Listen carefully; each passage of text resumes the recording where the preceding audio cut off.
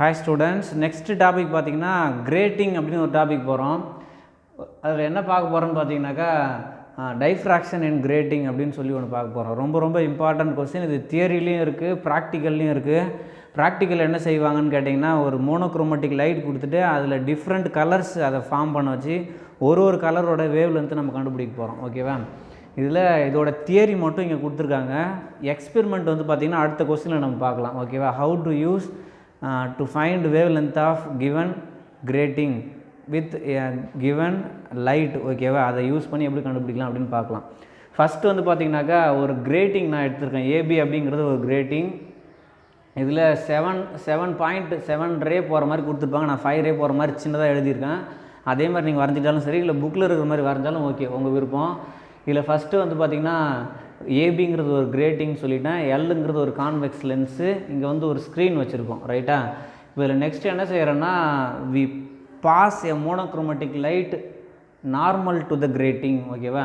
இப்போ ஒரு கிரேட்டிங் எடுத்துக்கிட்டு அதோடைய நார்மல் இன்சிடென்ஸில் நான் என்ன செய்கிறேன், லைட்டை பாஸ் பண்ணுறேன். பாஸ் பண்ண பிறகு அதுலேருந்து லைட்டு பாஸ் ஆகிட்டு ஒரு கான்வெக்ஸ் லென்ஸில் போயிட்டு விழுந்து அதுக்கப்புறம் பார்த்திங்கனாக்கா பீன்ற பாயிண்டில் ஸ்க்ரீனில் போயிட்டு நமக்கு இன்டர்ஃபரன்ஸ் பேட்டர்னை க்ரியேட் பண்ணுது. ஓகேவா? ரைட். ஃபஸ்ட்டு வந்து பாருங்கள், ஸ்மால் ஏ அப்படிங்கிறது என்னென்னா, அது வந்து இது கிரேட்டிங்னா முதல்ல என்னென்னு தெரிஞ்சுக்கணும். ஓகேவா? அது தெரிஞ்சுட்டு அப்புறம் ஏனா என்ன, பீனா என்ன, அப்புறம் ஈனா என்ன அப்படின்னு நம்ம பார்க்கலாம். ஓகேவா? ரைட். இதான் இதோட டயக்ராம் பார்த்துக்கோங்க. ஃபஸ்ட்டு வாட் இஸ் கிரேட்டிங் அப்படின்னாக்கா, we take a transparent material. ஏதோ ஒரு மெட்டீரியல் டிரான்ஸ்பரண்ட்டாக எடுத்துக்கிறோம். எடுத்துக்கிட்டு அதில் with use of diamond needle. ஓகேவா? டைமண்ட் நீடில் யூஸ் பண்ணி we draw 6000 lines per centimeter. ஒரு சென்டிமீட்டருக்கு 6000 கோடு வரைகிறோம்.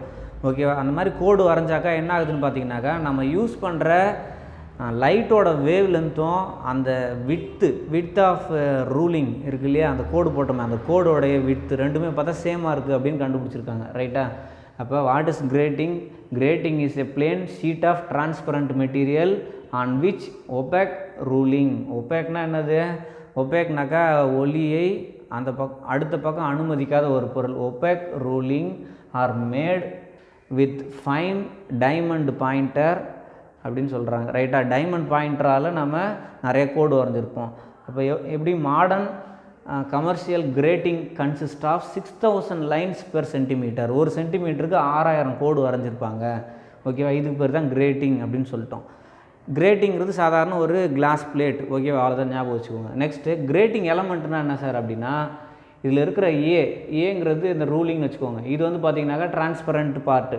அப்போ இது ரெண்டுத்தையும் ஒன்றா சேர்த்திங்கன்னா அதுக்கு பேர் தான் கிரேட்டிங் எலமெண்ட் இ அப்படின்னு சொல்கிறாங்க. பாருங்கள், the combined width of ruling and slit. ஸ்லிட்டுனாக்கா கேப்பு, ரூலிங்னாக்கா ஒபேக், அதாவது ஒளியை தடுக்கக்கூடிய ஒரு பகுதி, அதான் ரூலிங் அப்படின்னு சொல்கிறோம். ஸ்லிட்டுனாக்கா ஒளியை அந்த பக்கம் அனுமதிக்கக்கூடிய ஒரு பகுதி. ஓகேவா? அப்போ slit is called grating element. ஒரு ரூலிங்கும் ஒரு ஸ்லிட்டும் சேர்ந்தாக்கா கிரேட்டிங் எலமெண்ட். அப்போ இ ஈக்குவல் டு A+B அப்படி ஷார்ட்டாக ஞாபகம் வச்சுக்கோங்க. நெக்ஸ்ட் வந்து பார்த்திங்கன்னா கரஸ்பாண்டிங் பாயிண்ட்ஸ் அப்படின்னு சொல்கிறாங்க. Corresponding points, the points on successive slits separated by a distance is equal to the grating element are called corresponding points. corresponding pointனா ஒன்றும் இல்லை, ரெண்டு ஸ்லிட் இருக்குது. ஃபார் எக்ஸாம்பிள் இதுதான் ஒரு ஸ்லிட்டு. ஓகேவா? இந்த பாயிண்ட்டுக்கும் இடையில இருக்கிற அந்த டிஸ்டன்ஸுக்கு பேர் தான் கரஸ்பாண்டிங் பாயிண்ட்டு. அடுத்தடுத்த புள்ளி அப்படின்னு அர்த்தம். ஓகேவா? ரெண்டு கேப் இருக்குதுப்பா. இங்கே ஒரு கேப் இருக்குது, இங்கே ஒரு கேப் இருக்குது.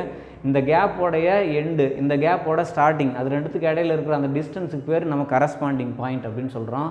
அப்போ நெக்ஸ்ட் வந்து பார்த்திங்கன்னா, நான் ஏற்கனவே சொன்ன மாதிரி ஏபிங்கிறது பிளேன் டிரான்ஸ்பரண்ட் கிரேட்டிங், லேம்டாங்கிறது wave length of monochromatic light. எப்போது இன்சிடென்ட் நார்மலாக விழும்போது, நார்மலாக விழுகிற அந்த மோனோக்ரோமேட்டிக் லைட்டோடைய வேவ் லென்த்து தான் என்னது, லேம்டா.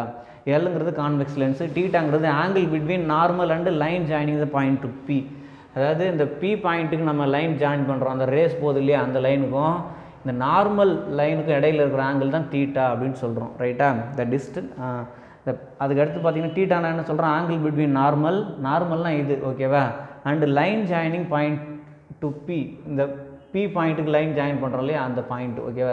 அப்போ இந்த இடமும் என்னவாக தான் இருக்கும், நமக்கு தீட்டாவாக தான் இருக்கும். ஓகேவா? சரி, ரைட். நெக்ஸ்ட் வந்து பார்த்திங்கன்னா the path difference between the diffracted wave diffraction நடந்துச்சு, diffracted wave from one pair of corresponding point. அப்போ அடுத்தடுத்த 2 புள்ளிக்கு இடையில் இருக்கிற அந்த வேவ்ஸ் ஒன்றுத்தோட ஒன்று மேற்பொருந்துறதால ஏற்படுற அந்த டைஃப்ராக்ஷன் வேவ், ஓகேவா, அந்த டைஃப்ராக்ஷன் பேட்டர்ன் இல்லை அதோடைய பாத் டிஃப்ரென்ஸ் எவ்வளோ அப்படின்னு பார்த்தீங்கன்னா delta equal to A plus B sine theta. இங்கே டிஸ்டன்ஸ் அவ்வளோதான், delta equal to A plus B அப்படின்றோம். தீட்டாங்கிறது என்னென்னா அங்கே ஆங்கிள், எவ்வளோ ஆங்கிள் அது மேக் பண்ணியிருக்கு, கிட்டக்கே டைஃப்ராக்ஷன் பேட்டர்ன் எடுக்கிறோமா இல்லை ஒரு குறிப்பிட்ட தொலைவில் எடுக்கிறோமா அப்படின்றது தான். ஏ ப்ளஸ் பிங்கிறது நம்ம ஏற்கனவே போட்டிருப்போம், டின்னு போட்டிருப்போம். இந்த இடத்துல வந்து ஏ ப்ளஸ் பின்னு போடுறோம். அங்கே வந்து பார்த்திங்கனாக்கா எக்ஸு ஒய் அந்த மாதிரி எதாவது போட்டிருப்போம். இங்கே தீட்டான்னு போடுறோம், வேறு ஒன்றும் கிடையாது. ரைட். நெக்ஸ்ட் வந்து பார்த்திங்கன்னா the point P will be bright then path difference. அதாவது இந்த பாயிண்ட் நம்ம எடுத்துக்கிற பாயிண்ட்டு பிரைட்டாக தான் இருக்கும் அப்படின்னு நம்மளே எடுத்துக்கிட்டு பிரைட்டாக இருந்தால் அதுக்கு என்ன condition, delta equal to N lambda அப்படின்னு சொல்லுவோம். இந்த இடத்துல டெல்டா ஈக்குவல் டு நான் எம் லேம்டா அப்படின்னு எடுத்துக்கிறேன். என் லேம்டா எம் லேம்டா எல்லாம் ஒன்று தான். எம் ஈக்குவல் டு 1 2 3 4 எக்ஸெட்ரா அப்படின்னு போயிட்டு இருக்கும். அது வந்து ஒரு இன்டீஜர் இல்லையா. அப்போ இந்த இடத்துல இந்த இடத்துல என்ன சொல்லிட்டோம், என் லேம்டா அப்படின்றோம். அப்போ இதில் எடுத்து ஈக்குவேட் பண்ணலாமா. அப்போ A plus B sine theta equal to M lambda அப்படின்னு கிடைக்குது. எம்ங்கிறது என்ன சார் அப்படின்னா ஆர்டர் ஆஃப் டைஃப்ராக்ஷன், ஓகேவா, ஃபஸ்ட் ஆர்டரா செகண்ட் ஆர்டரா. ஃபார் எக்ஸாம்பிள் நீங்கள் இந்த இடத்துல நான் வந்து ஒரு கிரேட்டிங் வச்சுட்டேன்ப்பா. இங்கே வச்சுட்டு ஃபஸ்ட்டு எடுத்தோடனே நமக்கு என்ன கலர் கிடைக்கும், ப்ளூ இல்லைனா violet, blue, green, yellow, orange, red இந்த மாதிரி போயிட்டே இருக்கும் இல்லையா. அது ஒரு ஃபஸ்ட்டு செட்டு M1 அப்படின்னு போடுவாங்க, இல்லை எம்மோட வேல்யூ 1ன்னு போடுவாங்க. செகண்ட் செட் அதே மாதிரி அங்கே பார்த்திங்கன்னா திரும்ப வயலட்லேருந்து ஆரம்பித்து திரும்ப ரெட் வரைக்கும் வரும். அப்போ நமக்கு பார்த்திங்கன்னா இதுதான் நமக்கு அந்த கிரேட்டிங்னு வச்சுக்கோங்களேன். இங்கேருந்து லைட்டு பாஸ் ஆகுதுன்னா நமக்கு இது வந்து ஃபஸ்ட்டு செட்டு, இது டேரக்ட் லைனாக இது வந்து ஃபஸ்ட்டு செட்டு, ஓகேவா. அதுக்கு அடுத்தது பார்த்திங்கன்னா இங்கே செகண்ட் செட்டு நமக்கு கிடைக்கும். திரும்பவும் பார்த்திங்கன்னா திரும்ப இங்கேயும் செகண்ட் செட் கிடைக்கும். இதுக்கு அர்த்தம் புரியும் நினைக்கிறேன். இது ஃபஸ்ட்டு செட் ஆஃப் ரீடிங், இதுதான் M1. இது செகண்ட் செட் ஆஃப் ரீடிங், இது M2, ஓகேவா. இது வந்து M ஈக்குவல் டு 1, இதுவும் M ஈக்குவல் டு 1, ஓகேவா. இது M ஈக்குவல் டு 2, இது M ஈக்குவல் டு 2, ஓகேவா. நீ லெஃப்ட் சைடு போனாலும் நமக்கு ஒரு பேட்டர்ன் கிடைக்கும், ரைட் சைடு போனாலும் பேட்டர்ன் கிடைக்கும், ரைட்டா. ரைட். அதான் இங்கே பாருங்கள், எம்ங்கிறது என்ன சொல்லிட்டோம், ஆர்டர் ஆஃப் டைஃப்ராக்ஷன். நெக்ஸ்ட் வந்து பார்த்தீங்கன்னாக்கா condition for 0 order maximum or central maximum அப்படின்னு சொல்லுவோம். ஜென்ரலாக நீங்கள் நியூட்டன்ஸ் ரிங்ஸில் எடுத்துக்கிட்டால் கூட பார்த்தீங்கன்னா சென்டரில் நல்ல பிரைட்டாக இருக்கும், ஓகேவா. ஒரு இடத்துல அது நியூட்டன்ஸ் ரிங்ஸில் டார்க்காக இருக்கும், ஒரு சில இடத்துல பார்த்திங்கன்னா சென்டரில் பிரைட்டாக இருக்கும். இப்போ சென்ட்ரல் மேக்ஸிமம் சில இடத்துல 0ன்னு இருக்கும், சில இடத்துல 1 இருக்கும். அது வந்து டிபெண்டிங் அப்பான் த எக்ஸ்பெரிமெண்ட், ஓகேவா.